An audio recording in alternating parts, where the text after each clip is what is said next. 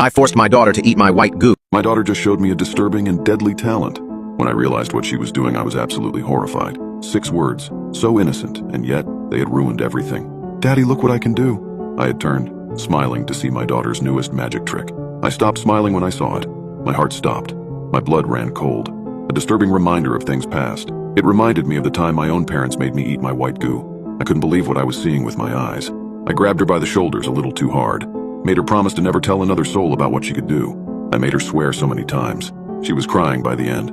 Her face was ugly and contorted, her nose dripping snot, but she promised. I always knew that would not be the end of it. I knew what I had to do.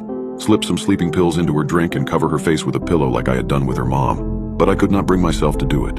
I loved her far too much, even more than I had loved my wife. And as she grew older, looking more like her mother every day, I knew it was only a matter of time. I still remember the night my wife told me, the night of our 5th anniversary. She had bought my favorite scotch, cooked us both some thick steaks, and sat me down at the dining room table. Our baby son was sleeping soundly in his room. "I have something important to tell you," she said. Her tone sent chills trickling down my spine. "I'm pregnant," she said flatly. My breath caught in my throat. I smiled. She did not. "I don't understand," I said breathlessly. "Isn't this good news?" My wife's lips pursed into a thin white line. "It's a girl," she said. "I can feel it."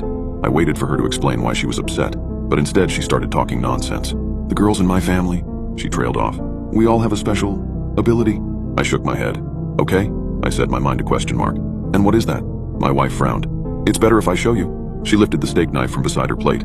Before I could stop her, she violently slashed open her wrist. I sent my chair clattering to the floor behind me as I lunged for my wife. I grabbed her arm so hard, but what I saw did not make any sense. Her arm was slashed down to the bone, but the blood did not flow out. "It won't come out unless I let it," said my wife. It was then the blood began to flow. Down her arm, then up into a shape. It detached and rose up, forming itself into a face floating in midair. My wife's face, then spiraling back down like a funnel into her open arm. The flesh knitted itself back together. That night, my dinner went untouched. What happened next was all my fault. But in my defense, I felt my trust had been betrayed. I did not know where to turn. Weak and weary, I turned to the arms of another woman. Of course, these things always come out. When I came home that day, my wife was sitting in one of the wooden dining room chairs. She had moved it to the middle of the living room so that she was facing the door when I came in. Our baby daughter was snoring gently in her room. I could hear our son as he watched cartoons in his own. As I looked into my wife's eyes, I knew that she already knew. She stood up. My blood ran cold. Then I realized that it wasn't just a chill. My blood was actually getting colder. My wife walked slowly towards me. "I can freeze you from the inside," she said. "Burst all the blood vessels in your body. I can boil you alive. I can make you bleed from your eyes, your ears, and every pore. And next time I will." My heart stopped and I collapsed unconscious to the floor. By the time that I awoke, my wife had already found my lover, and on the last one she had threatened me with to her.